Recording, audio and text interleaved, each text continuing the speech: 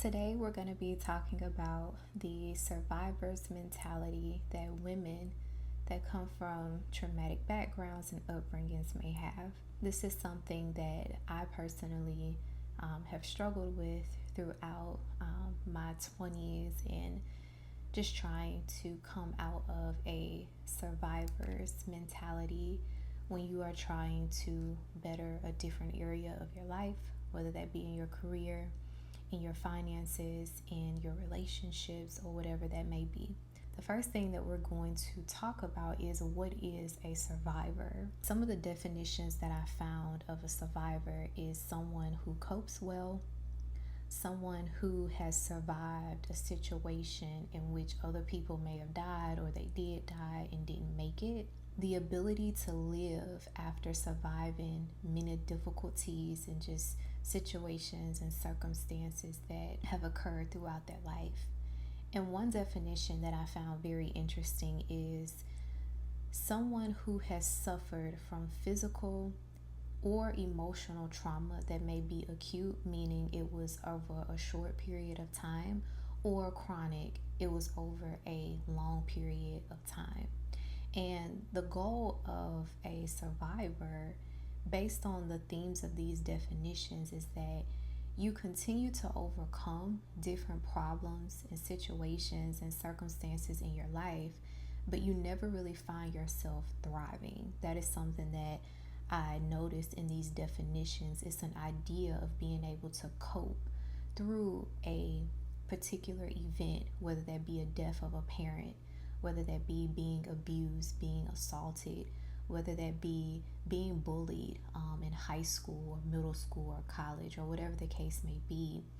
You find yourself overcoming those particular things, but there is a lot of after effects of trauma and healing and different things that need to take place, that when you're in a constant state of fight or flight, you don't really have the time to actually heal, because you're trying to heal in an environment that broke you.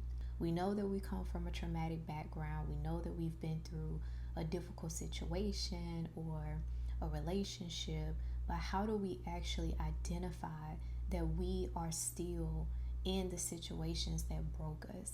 How do we actually separate what happened to us and begin to take the next steps forward so that we aren't stuck in this kind of fight or flight mode? As you guys know that have watched my testimony video, I talked a lot about just the things that I've been through and feeling just kind of isolated. No matter what group I was a part of, church or not, it was never really a lot of people with my type of story. And so finding myself was very difficult, and I found myself trying to achieve success, which for me, that's getting my degrees, that's making a certain amount of money, that's eventually getting married, having kids. But I realized that I kept finding myself going around the same emotional mountains over and over again, where I'm not 18, I'm now 21, I'm now 23, but I still mentally feel like I did when I was 18 years old, where I'm still struggling with anxiety, I'm still struggling with depression, I'm still struggling with my self-worth, I'm still struggling with poor body image, or just different things that I'm like, why is it so hard for me to overcome these situations? And I realized that in my personal life, I learned how to cope with certain things, but I hadn't actually healed and overcome particular things. And if I'm being honest, it was really my walk with God that began to highlight the ugly parts of myself.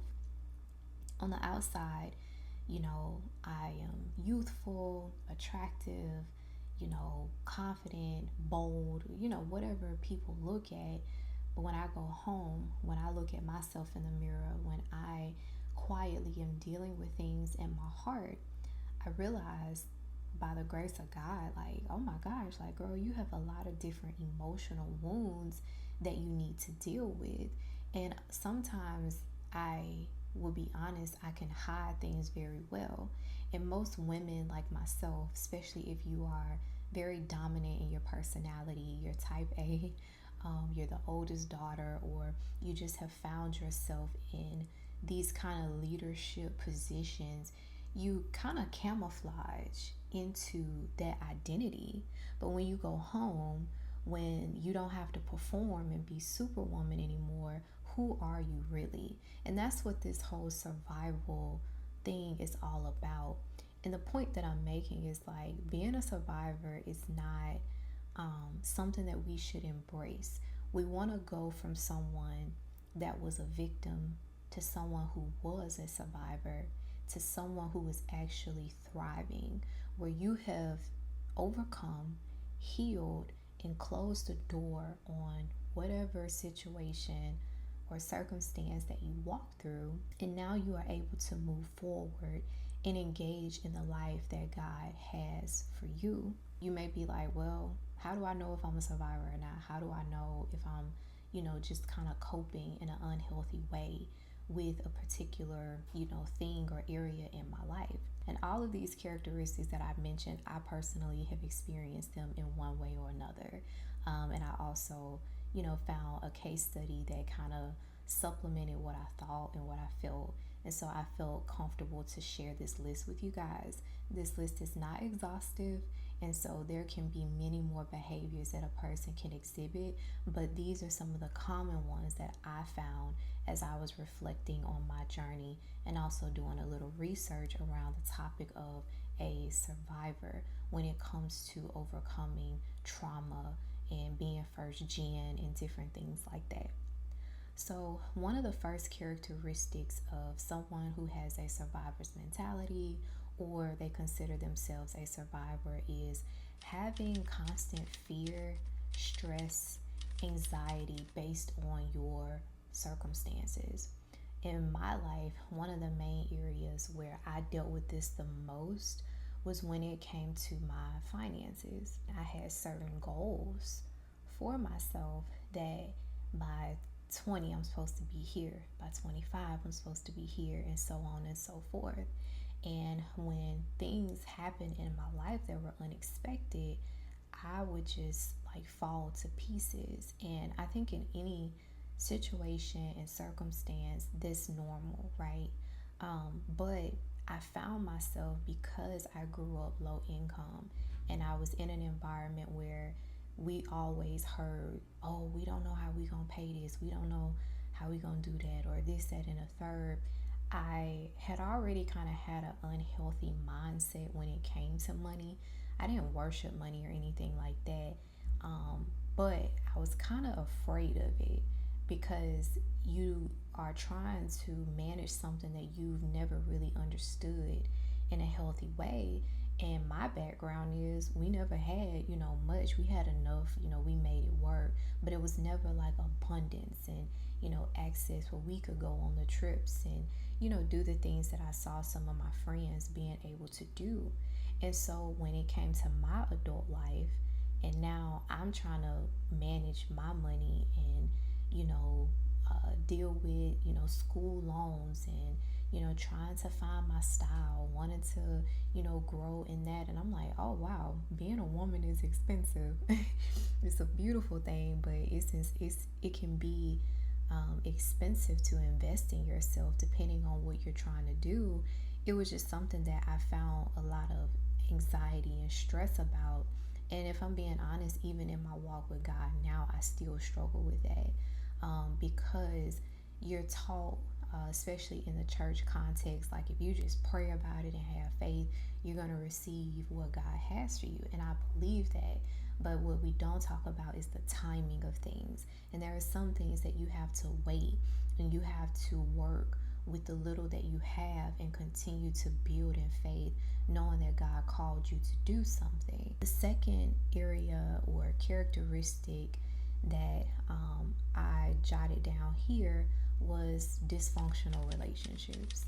Anybody that has come from a kind of toxic, traumatic upbringing, this usually is a major indicator that obviously you got people that survive and trying to make it work, or if you find yourself following the patterns of your mother or your father or someone around you, and you're in a toxic relationship with a guy that you know isn't good for you, but he fulfills that void in your heart or whatever you're trying to feel, that is a marker that you are trying to survive a situation that you know may not be healthy for you. This can be in your relationships at work. I have met people that have very unhealthy relationships with their coworkers, and their work is their life. One of my previous supervisors, wonderful guy as far as like he was smart, great public speaker, like he had a lot of markers of a leader, but because his personal life was so dysfunctional, he brought a lot of dysfunction to his work, which impacted us because we were his supervisees. And so, for example, he was a workaholic, never had kids, and has some other things going on there. So he kind of put this expectation on other people, like, well, this is what I do, so you have to work just like me. And it created a very toxic work environment. And though we produced and we did the work and the programming and all the things that we did was great, we were burnt out and exhausted. And as we got to know him and talk to him personally, we realized, oh, you have a lot of traumas and some things that you haven't unpacked in therapy. And so you need to find an outlet, and that outlet for you just so happened to be work. Another area, which is a lot of what we talk about here, where there can be a lot of dysfunction, is in your family. It hurts the most, I think, for most people when it comes to dysfunctional familial relationships, because you can't necessarily get rid of them. If you are a child, unfortunately, dealing with an abusive parent, most people don't have anywhere to go. These are the same people that may feed you, that may clothe you, that may, pay for different things. But at home, they're still abusive and manipulative and, whatever the case may be. And so dysfunctional relationships are another marker of trying to survive, where you're just trying to appease and accommodate that person in hopes that the behavior will change or the behavior will get better. Another characteristic of someone that has a survivor's mentality, or is in a kind of jacked up environment and they're trying to figure out how to make it, is that unhealthy codependency, which kind of feeds into the past point that I just made. And again, these unhealthy codependencies can be fostered in romantic relationships, familial relationships, or your friendships, whichever area you struggle with the most. When I first got saved, I was so unhealed and wounded that some of the young ladies that I was around at the time, they just couldn't figure out how to help me. And part of it was me putting the burden on them, and I didn't mean to do it. It wasn't anything intentional, but because everything was just so messy for me during that time in my life, and they were my friends at the time, I kind of looked at them as like my end all be all, if you will. And I still, had a relationship with God, still praying, still doing my thing in that regard. But when I first came to know Jesus, I'm like, oh, well, we're supposed to do life with God's people.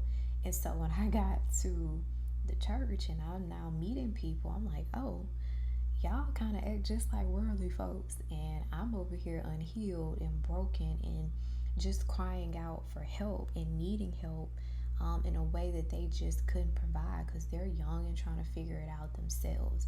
And so the point that I'm making with this example is that I was in an unhealthy way being too codependent on people.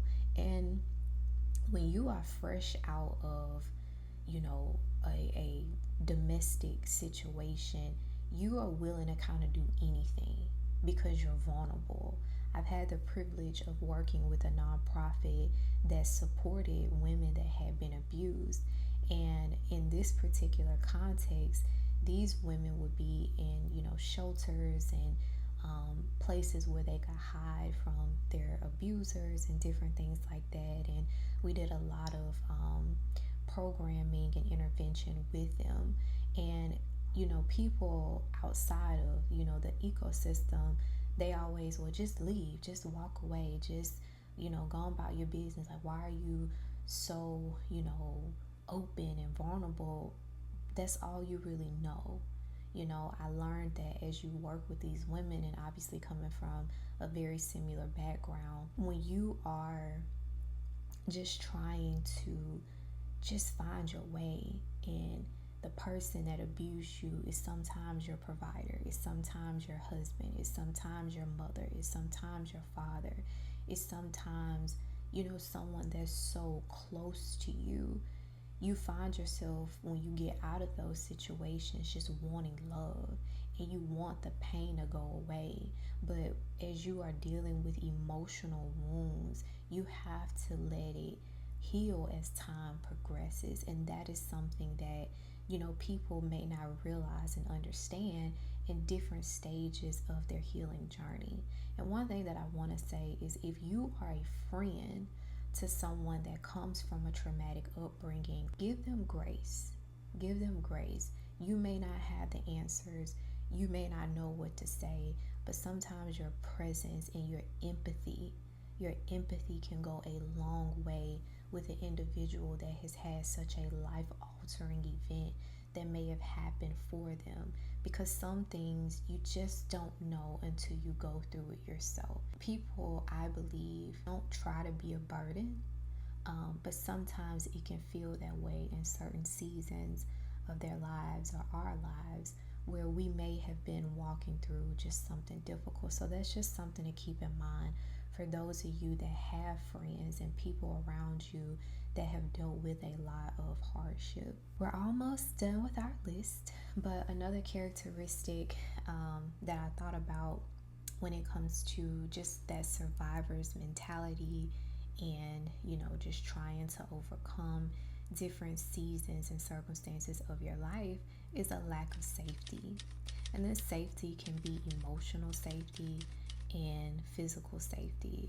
And when it comes to being a woman, all of us, even the most strong women, especially when it comes to dating men and wanting to be married and stuff like that, I'm pretty sure one of the biggest things on our list is feeling safe with our husbands, with our partners, with our spouses.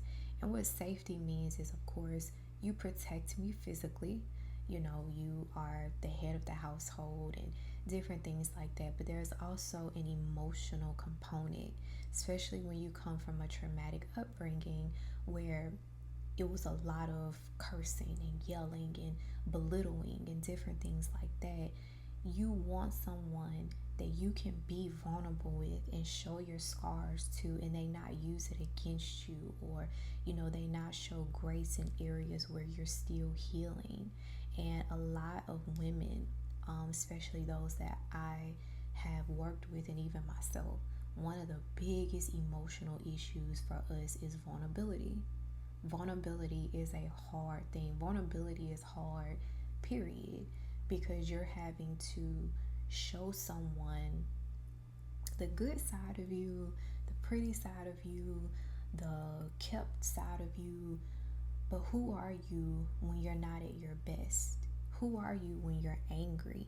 Who are you when something doesn't go your way? Who are you when you're around a person that you don't like? Those are things that a lot of us can struggle with. Not having that safety net, especially when the people that abused you are your family members, meaning your mother was supposed to nurture you, your dad was supposed to protect you and help you as a woman with your confidence, and knowing, don't let no dude just step to you any kind of way.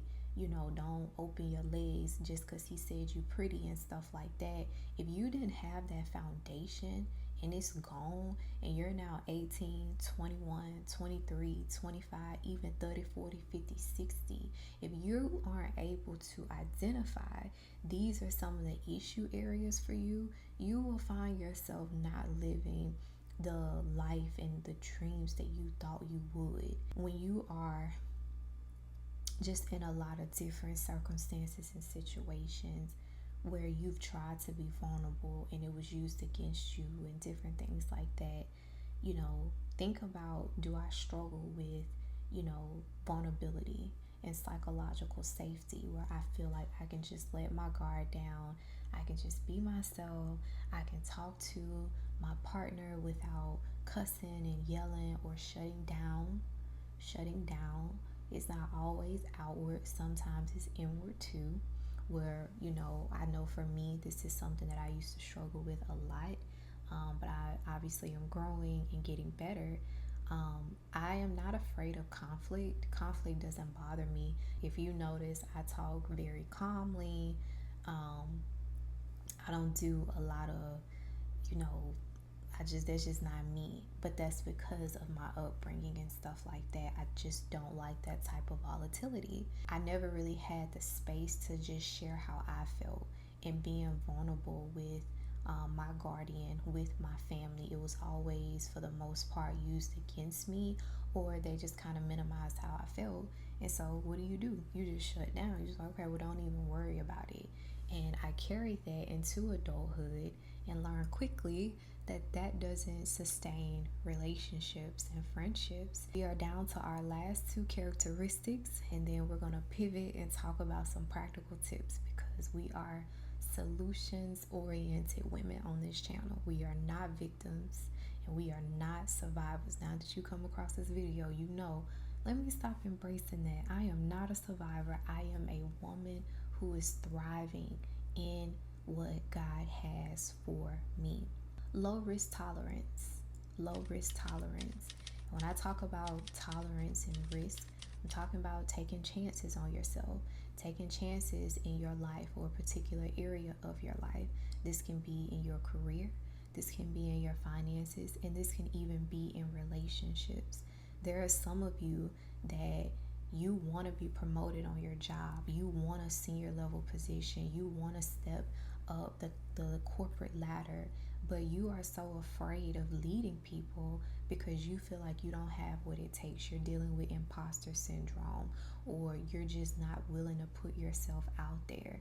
And granted, being a woman in corporate is hard, and being a woman of color is even harder in corporate, but that should not stop you from stepping out and taking on more responsibility, because that's essentially what leadership is. It's a good thing. It comes with its perks, more money, more influence, and yada yada, but you still have a level of responsibility that you have to be able to handle. When it comes to your finances, some of you are wanting to learn how to start investing or buying your first home or whatever the case may be. And you may be in a situation even now where you're like, Jaylee, I hear what you're saying, but right now bills are piling up, things are due, I got a baby that I'm trying to take care of, I'm a single mom, I'm trying to figure this thing out. As I said in my last video, and as I'm going to say in this one, you need a concrete plan, you need goals, you need accountability partners, because you can do this. And really, when you step out in faith, especially if you're a believer, I am a believer that it's up to God now to take care of you. So if he is leading you to apply for another position that may not even be in your industry, or he's leading you to move to another state, he's leading you to even let that man love you. There's a man that you may be dating and courting, and this man is willing to give you the world. But because you're so broken, you're in that fight or flight mode. You don't know how to let a man in and let him love you. And Black women, we gotta stop doing that. That angry Black girl syndrome, a lot of us, we try to fight that notion, but it's still very prevalent. And when it comes to relationships and dating with Black men, we are not their enemy and they are not our enemies. We are supposed to be one. And so if you are thinking about making a major move, just do it. Obviously, do it and use wisdom. Have the money, have whatever you need in place. Don't do something blindly. But when you are in a fight fight or flight mode, it can be hard to really dream and envision a better life for yourself, and envision you on that yacht with your besties dancing and just living it up and stuff like that. That can be hard, but you have to start at some point. You have to start somewhere, because if you don't, who are you going to be in your 30s, in your 40s, in your 50s, in your 60s, in your 70s, and you look back and it's like, man, what if I had just taken the shot? What if I had just taken the opportunity? Me even doing YouTube is a major faith walk, a major faith move for me. I'm not doing this necessarily for virality or getting likes and subscribers and this, that, and a third. My goal is to build this to be a true community for women, not a mean girls club, not a Christian mean girls club, not a money making machine where I slap Jesus on something to profit off of your pain. That's not what this channel is about.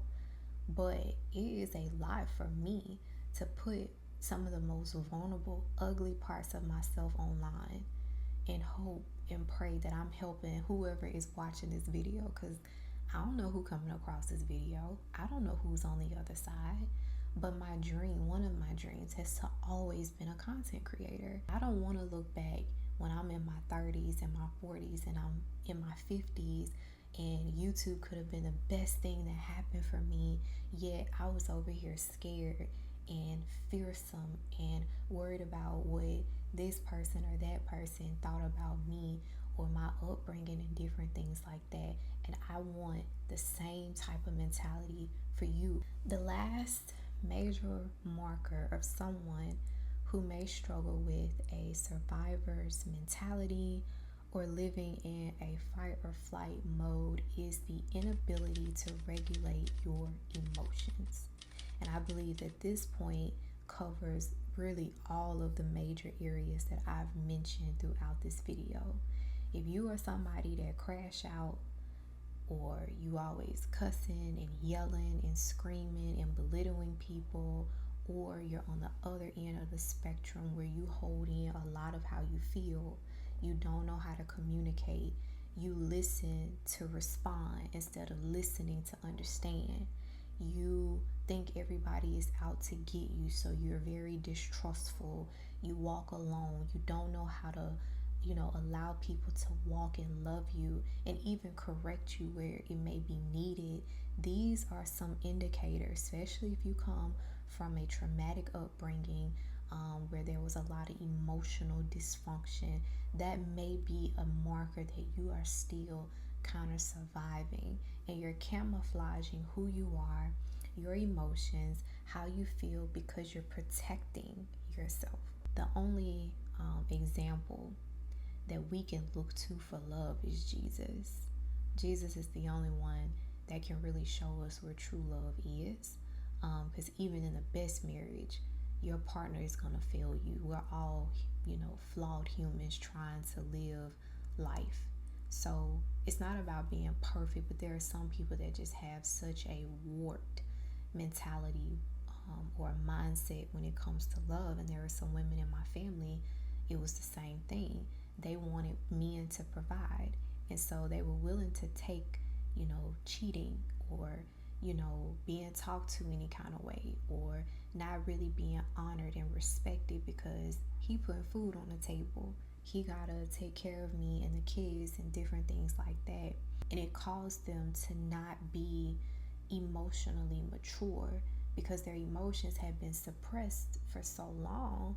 They didn't know how to communicate or share certain vulnerabilities and different things like that. Or you're on the other side where you are so angry because you're trying to protect yourself. You're so aggressive because you really don't want anybody to get close to you.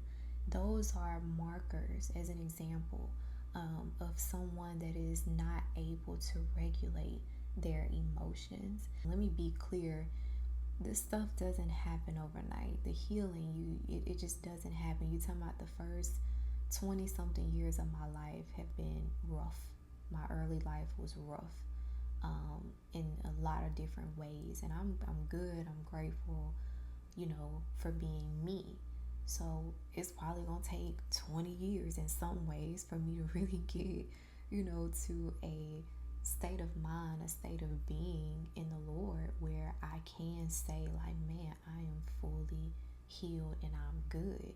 We go from faith to faith and glory to glory. So don't pressure yourself to have it all figured out in one sitting. It just doesn't work. But you do need to be striving to be a better woman, especially if you have people that you're responsible for, you have children. Coming from a domestic background does not give you an excuse to not be there for your kids. You need to be there for those that depend on you, because you're perpetuating a cycle of unhealed, brokenness if you aren't doing the best that you can to better yourself so that your babies can have a shot at making it. And sometimes I feel like in certain communities, it's like, well, I struggle. I didn't have my mom and my daddy talking to me, so you gonna have to go through the same thing. No, you setting your babies up for failure, because everything ain't just about money. A lot of people are walking around broken, unhealed, wounded, and making a lot of poor choices because the lack of emotional regulation and support from their parents. So I just felt led to say that. But if you are a young parent or a parent period, a single mama, kudos to you. But do not be so disconnected from your kids that when they grow up, they remember you being bitter and angry and kind of self-isolated, like you there but you ain't really there, like you just kind of on autopilot. No, you brought them into the world, and I know the circumstances may be jacked up, but they need you. We're going to transition a little bit, and now we're going to talk about I feel like that was like and now we're going to talk about that was so animated, but we're going to wrap up this episode by talking about some practical tips. As I said earlier in this video, we are solutions oriented. Do not sit and sulk in your problems. First practical tip is face your circumstances head on. If you are in an abusive relationship, or you're dealing with finances, or you're trying to make a career change, or you're struggling with school, you need to be real about, where am I in all of this? Avoiding your problems don't make them go away. I know that seems to be kind of a coping, but that's not coping. That's just avoiding. You cannot avoid the problems that you're walking through. You need to be honest and real with yourself. Find an accountability partner, someone that can be real with you, that obviously will speak in love and no condemnation, but will help you to understand where you are. As you are facing your circumstances, evaluate what you need to let go of. Do you need to leave that man alone? Do you need to take a break from school to get your mind right? Do you need to let go of drinking or smoking, or something that you have picked up to kind of cope with what it is that you're struggling with? As you evaluate what you need to let go of, you need to evaluate, what do I need? What do I need to navigate and deal with this particular situation? Do I need counseling? Do I need a community? Do I need prayer? Do I need an accountability partner? What is it for your situation, your circumstance, that you need to better yourself? As I talk about resources, one thing I want to mention is that there is a lot of bad to being online and social media and stuff, but there is a lot of good if you use it for the right things. One thing that I do is listen to podcasts and videos and stuff like that. My main platform that I'm usually on is on YouTube, and I do love TikTok. My algorithm on TikTok is geared towards like self-improvement and betterment. I'm on funny videos and other stuff like that, but I try to create an environment for free or low cost where I can, where I have replaced certain habits and just things that I used to do and indulge in to cope. I don't do those things anymore. So I'm like, okay, well, what are we doing now? And so think about, everything doesn't have to be paid for. I know some of you may be in situations where you don't have the money, but there are a lot of free resources around you. You just have to look for them and find them and ask for help. Ask for help. Ask for help. A lot of us, we are prideful. We don't want people in our business, but you're suffering in silence. Don't suffer in silence. Let someone know that you need help. And don't reach out to the wrong people, people that you know can't help you, people you know that aren't mature enough. You need someone that's better than you, someone that has walked through what you've walked through, someone who will hold you accountable in love. And the only way someone can help you is if you're honest with them. And even me, like, if you need someone to talk to, put a comment down, let me know what's going on, and by the grace of God, we'll figure something out. But there are so many resources online, in person, that you can consider. You just have to take the first step. As I already mentioned, you need an accountability partner. I am a big believer that we are not to do life alone. You need someone in a group of people. It doesn't have to be a big group, but just a group of people that love you, that know you inside and out, and want to do life with you. And I will say, being in this generation, it is hard to find friendships and relationships. It's important to find you an accountability partner and also find you a group of friends, that can walk and do life with you, people that are like-minded, people that want to see you win. That is so important. And the last thing that I believe is a good step is to develop a plan and develop measurable goals that can help you get to wherever you're trying to go. Be realistic with these goals. Don't be, I want to be a millionaire in 6 months. You may go viral, you may not. I don't know. In this day and age, it is possible. But be realistic with yourself and where you are now and what you have going on. Share your goals. Share your plan with people that know you.